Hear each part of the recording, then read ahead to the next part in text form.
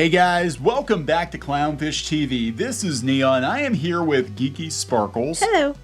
And they've come for the 80s. That's where they've been. Again, we're going to talk about how we're going to get a live-action Teddy Ruxpin movie. Could possibly go wrong. Well, it's going to be a combination of CG and live action, like Sonic. Like Sonic, from the people who brought you Sonic the Hedgehog, by the way. We're also going to get another Strawberry Shortcake cartoon. How many does this make now? Third or fourth one? Something like that. Fourth one. And yeah, Secret of NIMH. Secret of NIMH also getting a reboot. Who's doing it? It's going to be Fox. Okay, well, maybe it'll be okay. If it was Netflix, I knew we'd be completely screwed. It's going to be more adult. Is that what they said? Yeah. Okay.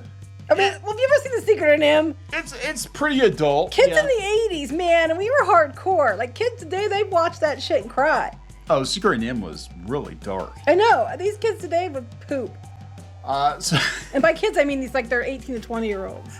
32-year-olds. Yeah. So we're going to talk about that. Before we get into it any further, please subscribe for more pop culture news, views, and rants, guys. Over 234,000 subs. Woohoo! Thank you for the support. We are 80s and 90s kids. So, you know, a lot of our beloved childhood icons have been spanked, rebooted over the last couple of years. Booted. It says they've been booted with a twist. Yeah, exactly like what you're Twist in the booty. So, yeah, they put the boot one in the butt and they twisted it. Yeah, so I don't know where to start. We'll start with Teddy Ruxpin, I guess. This is not something that anyone wanted or asked for, but I guess we're getting it anyway. Can we take a moment to appreciate how effing freaky Teddy Ruxpin was? Yeah, this is actually the new Teddy Ruxpin, but they had a live-action Teddy Ruxpin before, and it was done by the same people who did the special effects for Pooh Corner. Oh yeah, you can tell. And Dumbo Circus. And actually, that, if I remember correctly, and I'm sure somebody will correct me in the comments, because they always do, but just off the top of my head, if I remember correctly, that technology was originally developed for Disney for the theme parks. They wanted to have talking characters in the theme parks, and then they wound up using it on their shows instead, because it was too expensive. It was easier to control. It was, I don't know. But I remember walking to Pooh Corner. That show in retrospect, would probably be nightmare fuel today. Yeah. But okay, Teddy Ruxpin. I remember when it came out. Now I was older. I wasn't like going to be buying Teddy Ruxpin. Let's put it that way. But we went to Hills because Hills is where the toys are, and they had those displays on the end, and they had a display, and the ones they had behind like the plastic sheeting and stuff. And he was there, and you could like do the tester thing where you touch the button, and he would do his little "Hello, can you and I be? I'm Teddy Ruxpin. Can you and I be friends?" Yeah, he was... I was thinking, what the hell is that? He was definitely designed for, like, the preschool crowd. But he was pretty cool. Now, for those of you who don't know Teddy Ruxpin, because he's a relic from the past, you put cassette tapes. Remember cassette tapes? Yeah, you put cassette tapes in his back, and he would talk. He'd read you stories. Take you on adventures. Give you nightmares. Yeah, he was... So here's my idea for the movie. Okay, it's going to be a kid's movie, I think. So this wouldn't apply. But see, what if Teddy Ruxpin was like Chucky?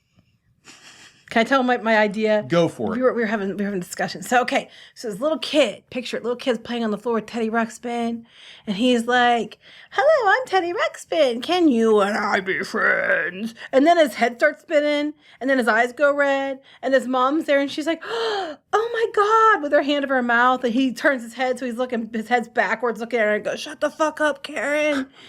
Whoa! Sorry, Mom. And then his cassette tapes. You know how they had you had to wind them? That tape just shoots out and starts choking her to death.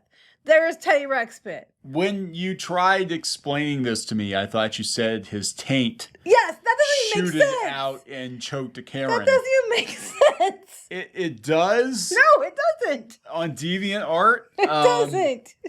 So Teddy Ruxpin chokes a bitch. Yeah, anyway. No, see, that's a movie we should get. Well, that's kind of like the Banana Splits movie, which I still haven't seen yet. They turned it into like a horror movie.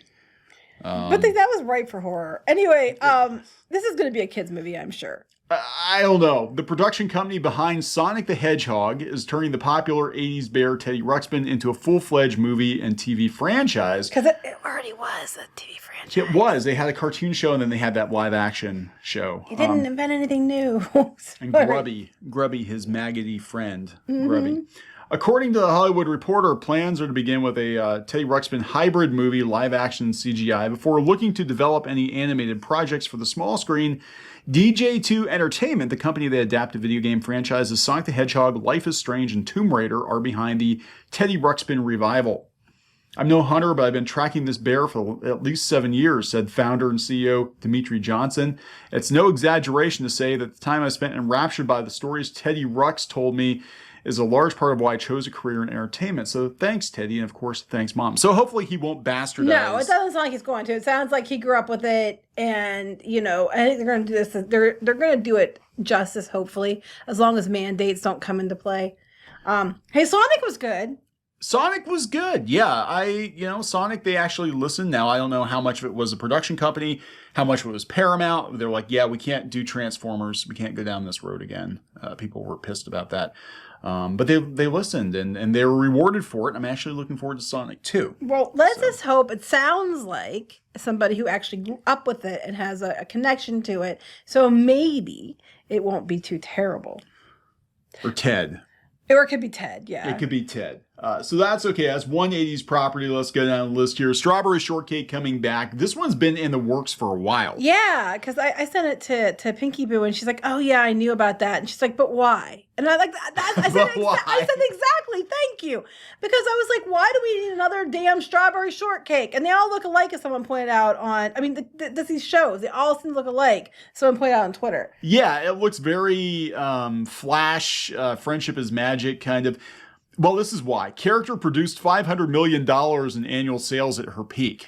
Yeah. That's why. Okay. Her peak in like the 1980s. Is that what we're talking about, the 80s, or are you talking about the last one? I don't think the last one performed that well. Okay, I grew up with Strawberry Shortcake. I love Strawberry Shortcake. Actually, Pinky Boo loved Strawberry Shortcake when she was little. She was all about it.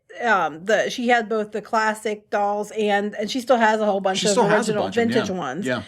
And she had the new show, and they, like I said, they've done this is like the fourth version of it. Kind of, they had another one, and then they redid that one. Now they did this one. This one looks more like the last version. Yeah. Okay. So they had the original show, then they had the Deke version. Dick.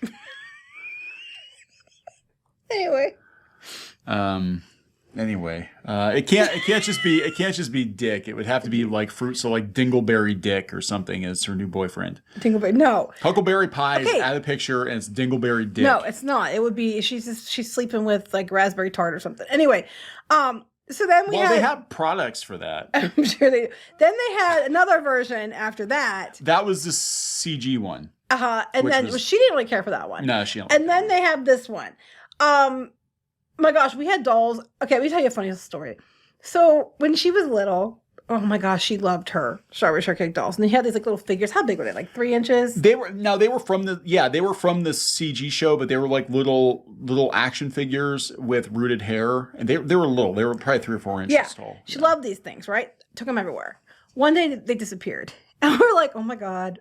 She was like flipping out. She couldn't find her shortcakes. She was like 3. So we thought maybe she threw them in the trash, because it wouldn't be the first time she threw something she liked in the trash, not knowing that the trash goes bye-bye and you don't get it back. So Easter Bunny had to buy her all new Strawberry Shortcake figures because those were like her favorite things ever, and she couldn't find them. Then fast forward about a year, I was cleaning out Squid King's Imaginext pirate ship because he wanted to sell it on the internet because he wasn't playing with it anymore. And in the secret compartment hold of the pirate ship were all of her Strawberry Shortcake dolls.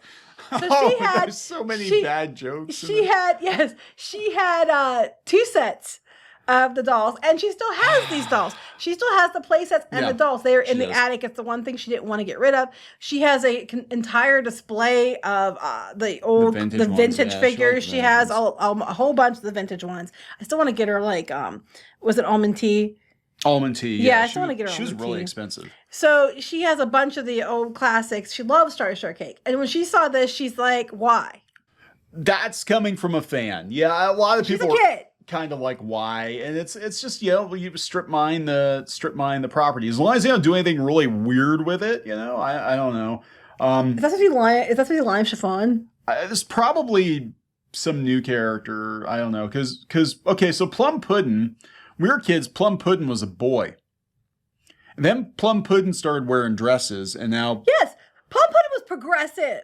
Plum Pudding was the probably the first trans character in kids media. Here's the thing: when we were kids, Strawberry Shortcake was already diverse. They had all kinds of characters from other countries, and they were all kinds of different flavors. You could taste the rainbow. Yes, it was very, very, very diverse. We also had, we had the Peculiar Purple Pie Man, which I don't think would fly in today's, because it's like, why is this creepy middle-aged man obsessed trying to eat their berries? Trying to eat their berries. Now, when I was a kid, because I was very little when Strawberry Shortcake was on, and they used to run the specials, I thought he was literally trying to eat the children. I thought that was his, because I was, I watched the Smurfs too, and I'm like, why does Gargamel want to kill, eat, and bake and eat shirtless little men?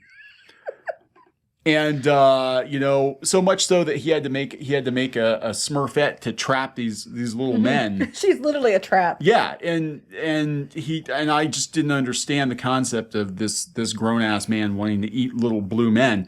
So I thought the Peculiar Purple Pie Man, the reason he was peculiar is he was going to kill and eat the strawberry kids. No, he sent his berry birds after their berries because they're berry delicious. They reformed him, and then he relapsed. He was reformed at the end of the first special. There's no reforming the Peculiar Purple Pie Man of Porcupine Peak. Yeah, and then he just kept creeping on those kids. Yeah, he just kept creeping on them. It's a little weird as an adult. Like, I can't imagine what my parents thought watching these shows. They need a Strawberry Land restraining order on this guy. But I don't think he's going to appear in this version. We also have it looks like Plum Pudding's there, and we have Strawberry Shortcake, and it looks like Raspberry's behind her. And then was this they have the lime chiffon is what I'm thinking of, and then there's lemon meringue and orange blossom. Probably. I don't know. I want her adult friend Peach Schnapps. Peach Schnapps. Yeah. We did the whole thing once where we just made up adult Strawberry Shortcakes, and of course it's not bitch pudding. Oh my God, bitch pudding! People said I won't watch it unless it's bitch pudding. Oh my God, I love bitch pudding. You know what? Bitch pudding might be responsible for the return of Strawberry Shortcake. Like, everybody forgot Strawberry Shortcake was a thing, and then bitch pudding was... Did they ever make a doll of bitch pudding? If they did, I'd buy that. They might have. If they did, I'll have to look later. Commenters, do you know, is there a bitch pudding doll? Because I want a bitch pudding. Have you ever watched, like... I've seen, yes. Watching You had Pinky Boo watching bitch pudding. Okay, great. Robot chicken. Google it. Google it. Anyway. Her pink hair has been straightened. She's dumped her bulky bonnet for a beanie. They did this years ago. They're hipsters. And her fictional friends are now a racially diverse crew. They were before! They were before! But that's okay. Oh my God! That speak to the woes and triumphs of modern young girls. They already were diverse. Oh God, here we go. The reboot was developed by the Canadian entertainment company Wild Brain in collaboration with a diversity and inclusion consultant. I am going to take a moment because this pisses me off.